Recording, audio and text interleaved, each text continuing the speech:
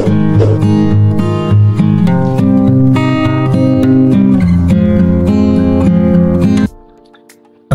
warahmatullahi wabarakatuh. Salam sukses, salam sejahtera buat kita semua. Ini adalah website Kampung KB. Teman-teman dan sahabat PKB PLKB atau operator bisa mengakses kampungkb.bkkbn.go.id seperti ini. Ini adalah nama websitenya.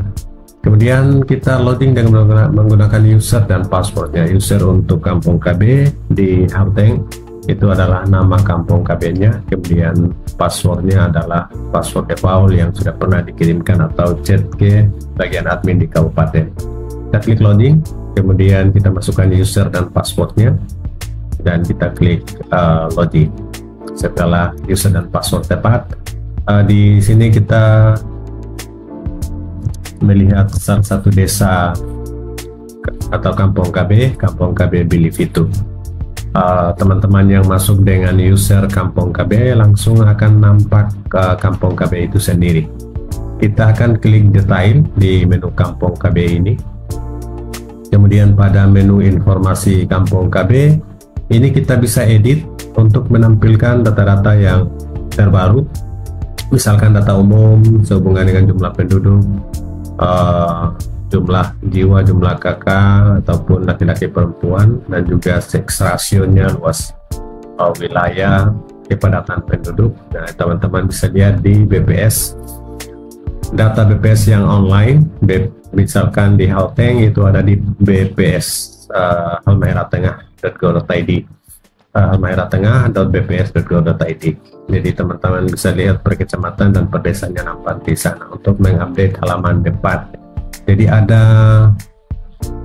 3 menu utama: informasi Kampung KB sebagai menu pertama, kemudian laporan perkembangan menu kedua, dan intervensi menu ketiga. Teman-teman banyak hanya fokus ke intervensi, dan itu pun hanya fokus ke rapat pokja dan lain-lain. Banyak kegiatan Kampung KB yang berhubungan dengan topoksi Kampung KB yang perlu di input di menu intervensi, dan banyak juga teman-teman yang lupa untuk menginput di laporan perkembangan. Oke, inputan informasi Kampung KB edit untuk informasi data umum desa. Kemudian menu yang kedua laporan perkembangan. Di laporan perkembangan ini ada 3 menu: profil Kampung KB, profil penduduk, dan perkembangan Bangga Kencana. Coba kita lihat di profil Kampung KB tahun 2005, Desa Bilivitu sudah menginput di bulan Juli 2025. Jadi data terbaru sudah ada. Kalaupun belum ada, teman-teman bisa klik update untuk mengupdate data terbaru. Nah, disinilah RKM atau rencana kerja masyarakatnya diinput di sini, laporan perkembangan pada menu profil Kampung KB di sini. Oke, ketika kita klik update, maka detail profil dari kampung kepemilikan Kampung KB, usaha peningkatan pendapatan keuangan UPPK-nya ada atau tidak. Di Bilivitu ini tidak ada. Sekretariat Kampung KB ada, rumah data ada, kemudian bina BKB ada, BKL yang belum ada, ini mohon diupdate. Oke, kemudian sumber dananya APBN. Nah, misalkan di Bilivitu hanya APBN atau dana DAK saja berarti APBN. Contoh di Desa Goyeng itu ada APBD, maka ada APBN dan APBD. Kemudian di SK Pokjanya ada SK Pokja Kampung KB. Jumlah anggotanya di sini hanya dicantumkan 1, berarti ini masih perlu diupdate. Misalnya jumlah anggota Pokjanya dan ketua sampai sekretaris dan anggotanya harus dicantumkan di sini. Pernah dilatih atau tidak harus dicantumkan. Oke, kemudian di sini nama PKB PLKB-nya serta nomor kontaknya, surat SK Bupatinya juga harus dicantumkan, ataupun SK dari desa. Kemudian yang paling penting untuk diinput RKM itu ada di sini, rencana kegiatan masyarakat, atau rencana kerja masyarakat. Rencana kegiatan masyarakat ini ketika kita centang ada, maka RKA atau RKM kita sudah harus klik browse untuk mengambil RKM yang ada di dalam. Misalkan di menu disimpan di komputer di file Excel atau file PDF dan diupload di sini. Di sini tempat RKM diupload. Jadi teman-teman harus perhatikan betul. Ketika kita masih mencentang tidak, maka kita tidak bisa mengupload RKM, artinya RKM kita belum ada. Output Kampung KB itu RKM dan menginput intervensi. Ini output pertamanya, rencana kerja masyarakat yang kita harus buat dan kita harus share. Contoh RKM dari Bilivitu ini sudah bagus, akan tetapi belum ada tanda tangan kepala desa dan ketua Pokja. Jadi mohon perhatian, setiap RKM yang diinput harus ada tanda tangan kepala desa dan Pokja, kemudian kita scan, jadikan PDF dan diupload di sini. Ini Bilivitu punya belum ada tanda tangan kepala desa dan tanda tangan Pokja. Jadi mohon perhatian untuk itu. Oke, setelah kita klik rencana kegiatan masyarakat ini ada, setelah kita input, kita lanjut PK dan pemutakhiran data, penggunaan data yang dibutuhkan di sini. Sumbernya dari PK, kemudian data lain-lain juga ada, data sektoral jika ada kita cantumkan juga ada. Kemudian mekanisme operasionalnya, rapat rencana di desa ada atau tidak diberikan, frekuensinya berapa bulan. Oke, setelah itu disimpan, maka update terbaru sudah ada pada menu laporan perkembangan menu yang kedua.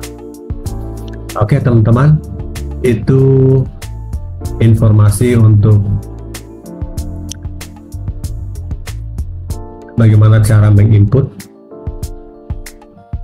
di informasi Kampung KB.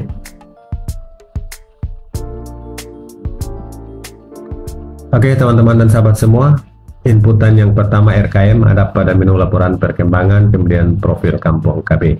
Walaupun semuanya harus diupdate, tapi output dari Kampung KB itu ada dua, rencana kegiatan atau rencana kerja masyarakat RKM dan inputan laporan di intervensi.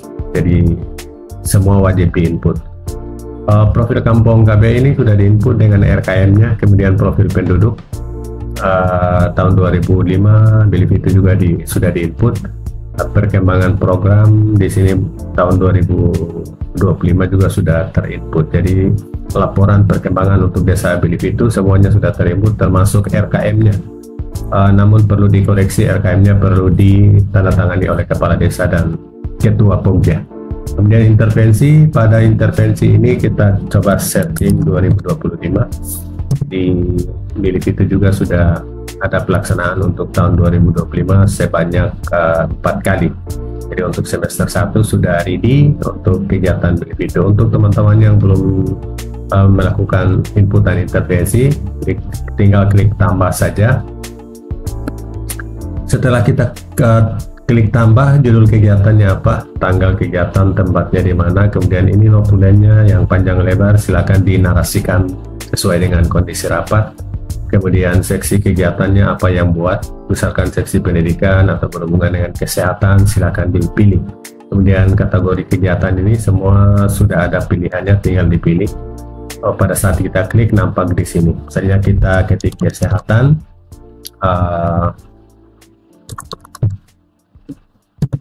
Oke, maka di sini ada panduan, tinggal kita memilih saja. Jadi pilihan sudah banyak di sini.